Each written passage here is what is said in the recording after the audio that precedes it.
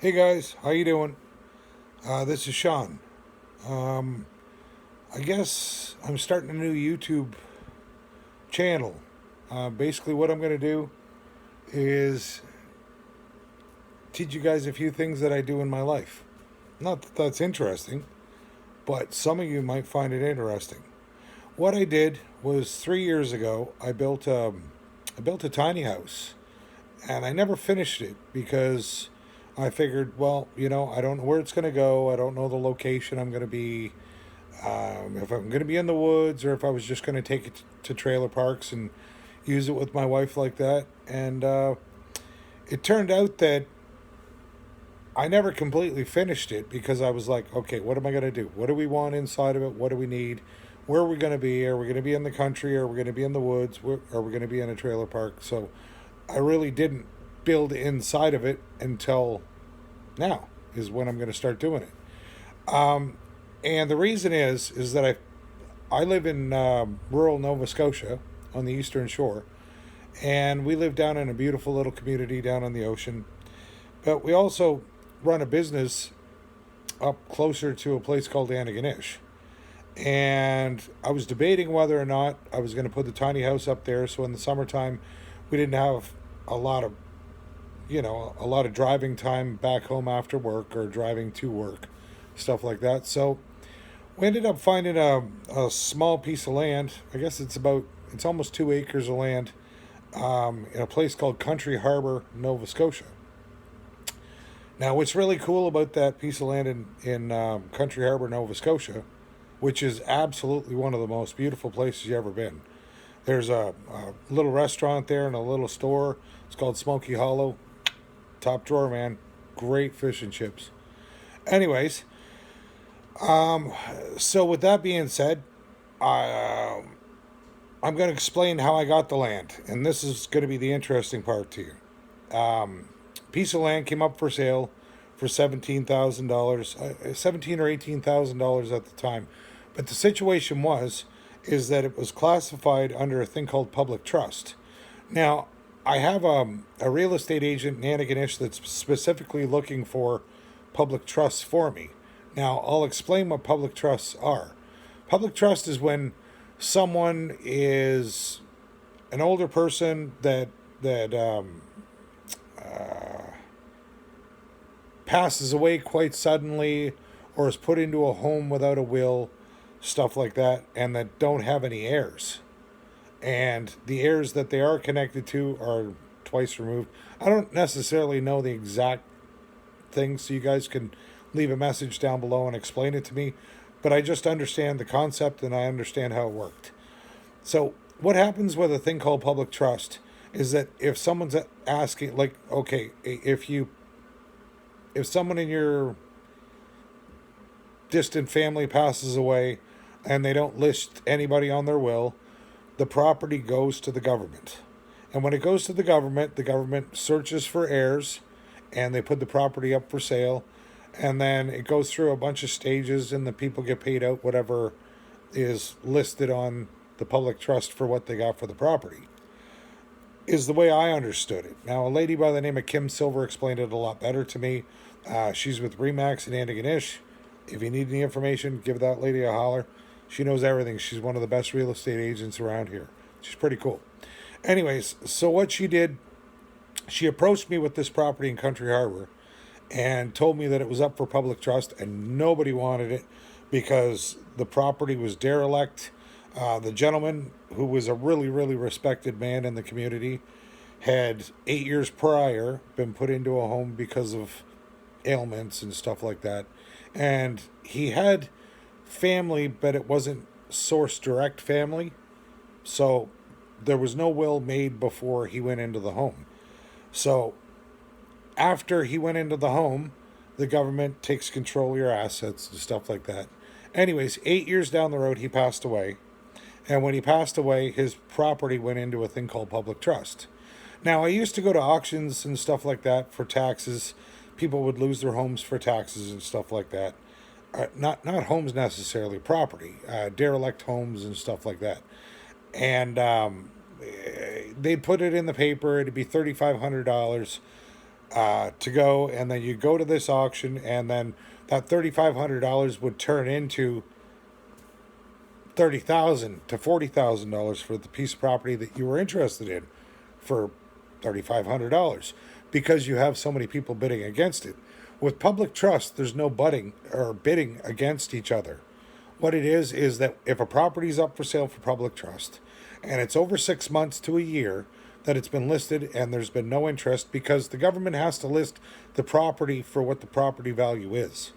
Now, the property value of most homes, well, most properties, sorry, in Nova Scotia is if it doesn't have a house on it and it has a well and septic, the well is worth, in their mind, $7,000 to $8,000.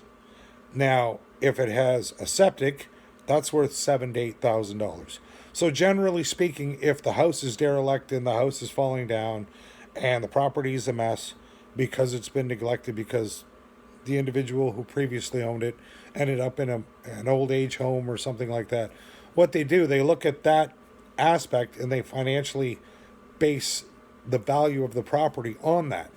So when a person bases that, like when the person in the government bases that value, that's what they put it up for sale for, with Remax or one of the agents around that handle public trusts. Now, if it's so, for example, mine was $17,000 to $18,000. I think it was 17.9 or something like that they were asking for this property in Country Harbor. So, understanding this public trust, I waited and waited and waited. Now, everybody had ample opportunity to bid on it, but there was like $10,000 worth of work that had to be done to clear the old house. Now, a lot of people see that and they go, "Whoa, wait a second! If I'm spending 17 or 18,000, then I got to spend 10,000." For a lot of people all over the country and in the United States and in Canada that see this, they're going to go, "What's $28,000 for a piece of land?" Well, out in Nova Scotia, that's a lot of money to put forward when you don't really know exactly what you're going to have when you're finished. So what I did, I talked to Kim and I made an offer of $4,800 on the property. It was up for 17.9. I offered $4,800. Never expected to hear back. It was just, sign the deal. Let's see what happens. Well, I landed it. I got the property for $4,800, and it's a decent piece of land. It's beautiful. It backs onto the Trans Canada Trail that goes right across Canada. I'll never use it for that, but my friends have camps and cottages on the trail. So what I did was I was like, "Woohoo! Yes, baby, this is awesome." So then I had to tell my wife that I purchased it, and she was like, "What did you buy that for?" Blah blah blah blah. We got a beautiful house. Da da da da da. That needs work. And I'm like, "Okay, cool." But now the situation is COVID-19 hit, and I'm sitting here looking at wood prices and everything, and I'm going, "Hey, wait a second. I haven't finished my tiny house, and now I have a piece of land. I'm going to merge the two together, but how I'm going to do that, I've got the tiny house sitting on the property. I'll take a video and show you guys next where the tiny house is. But there's a creek on the property, and like a small creek that runs from across the road, which has significant, decent flow to it. So eventually I'm going to make a water generation system to power my tiny house. Now, my tiny house has been built on a trailer. It's been all registered. It's registered for the road, everything like that. But what I'm going to do, and what I'm going to start showing you guys, is I'm going to go in, I'm going to dismantle and tear down this old house by hand. Now, that sounds crazy. Now, there's no asbestos. I already checked. Thank the Lord of that.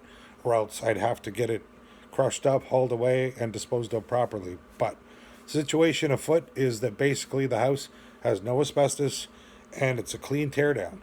Now, I've talked to a couple companies in the area that will tear it down for me, and they said that they tear it down for between $3,000 and $4,000. That's okay. I'm going to save that $3,000 or $4,000, and I'm going to spend the labor on it myself, and I'm going to tear that sucker down to nothing. And then I'm going to get a machine in and pay for a dump truck and a machine to cart the shingles and the stuff away to the dump. What I can't burn, I have, which I'll show you in the next video. I had a friend build me a couple years ago an oil barrel into a self-containing burning, basically a wood stove, but an outside wood stove for burning long pieces of wood and lumber, etc., etc. Anyways, what I'm going to do, because the cost of wood is so bad and so expensive here in Nova Scotia, I'm going to tear the old house down and I'm going to build and finish my tiny house. And I'm really excited about that. I don't know if you guys are going to find that interesting or not, but it's pretty freaking cool, man. You buy something for $4,800 and you got $13,000 to $14,000 worth of wood that's in that. Now, you can't build a dwelling with used lumber, but you can build a shed. And this is the process I'm going to show you what I'm about to do. As long as you build your shed under 220 square feet, it says nothing on the laws about height or anything like that. So, I think you know what you guys are in for. This is going to be an interesting process. I am quite thankful and I feel blessed that I have the opportunity to do this. And it's going to be really exciting. Anyways, guys, peace out. Thank you for your time. And, live life your way. #Jaime style. See you soon.